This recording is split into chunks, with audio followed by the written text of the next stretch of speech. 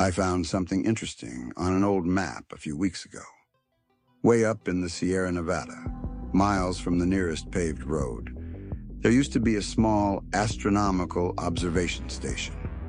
From what I could find, it was built sometime in the late 1960s. Apparently, researchers came up here to measure the night sky away from the light pollution of California's growing cities. The station eventually closed, the road disappeared, and the forest slowly took over. There isn't supposed to be much left. Maybe a concrete foundation, a few pieces of equipment. But it's a beautiful area. So I figured it was worth the hike. At least, that's what I thought I was coming here to find. It's just after 7 in the morning, and I've driven pretty far just to get here. The road basically ends now, so from this point on, I'm going on foot. The hike shouldn't be too crazy, but this area is pretty remote, so I brought a little more gear than usual. Camera, GPS, lights, extra batteries, plenty of water, and an actual paper map because there's basically no cell service once you get past the main road.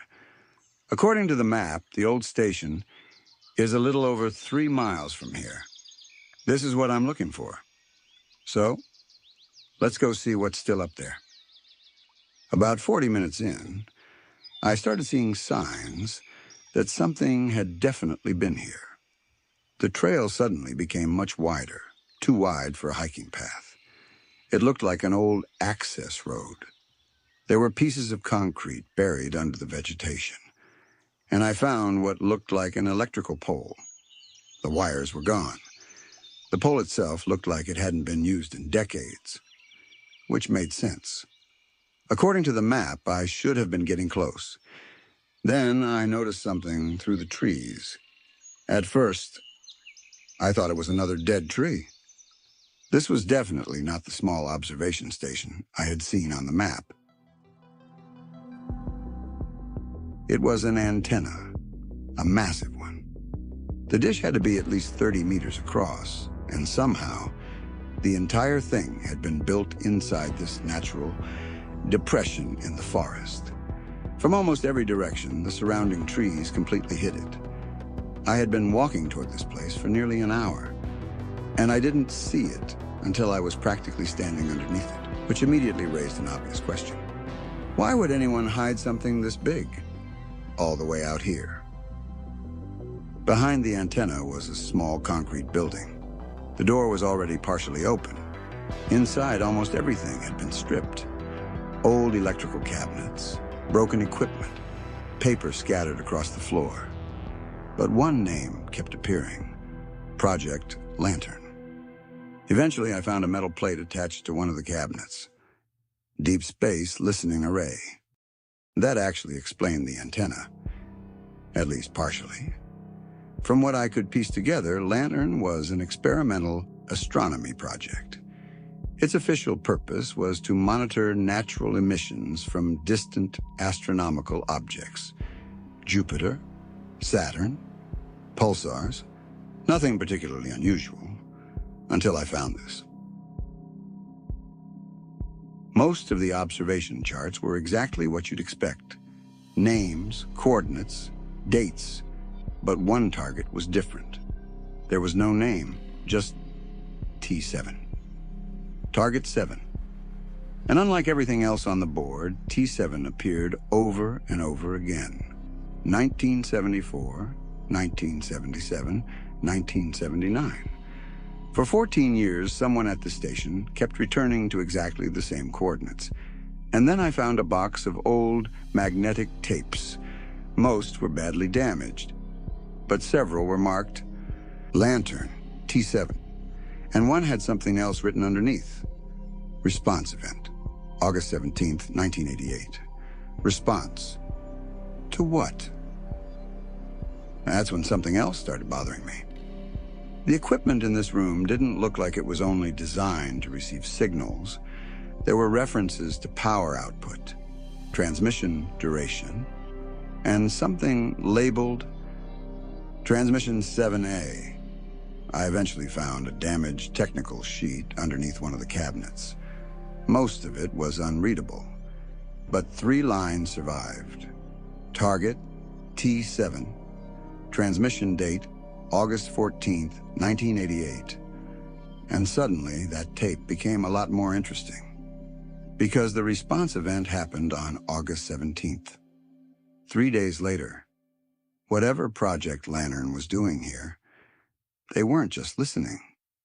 They had transmitted something toward Target 7, and 3 days later, they recorded a response. There's one more strange detail. The last records I could find from Lantern were dated September 1988, less than a month after the response event. After that, nothing. The facility was closed, the access road was abandoned, and apparently the antenna was simply left here for almost 40 years. At least, that's what I believed, until I went outside and looked underneath the dish. Most of the mechanism was exactly what you'd expect. Rust, dirt, decades of exposure. Except for this. One of the main drive gears was covered in fresh grease, not old residue. Then I noticed footprints in the dirt, and behind the building, a cable. Unlike everything else here, this one wasn't cracked or faded. It looked almost new. I followed it around the back of the station, and found a modern electrical cabinet, new batteries, a controller. Everything inside looked recent, and attached to the controller was a small printed label, Lantern, T7. Someone had been here, recently. And for whatever reason, they had brought part of Project Lantern back online. By this point, the sun was starting to disappear behind the mountains. I still had a long hike back. And honestly, I had seen enough. I walked back toward the trail and stopped to get one last shot of the antenna. That's when I heard it. At first, I thought it was a tree moving in the wind. Then I looked back. The dish was moving, slowly, but there was no question. After supposedly sitting abandoned for almost 40 years, the antenna was turning. I still had the coordinates from the observation board, so I entered them into a star map on my phone. Then I pointed it toward the sky. The coordinates were almost directly above the western ridge. I looked back at the antenna, same direction. Target 7. Whatever they had been watching in 1988, someone was watching it again. And I really didn't want to be standing underneath that thing when they did.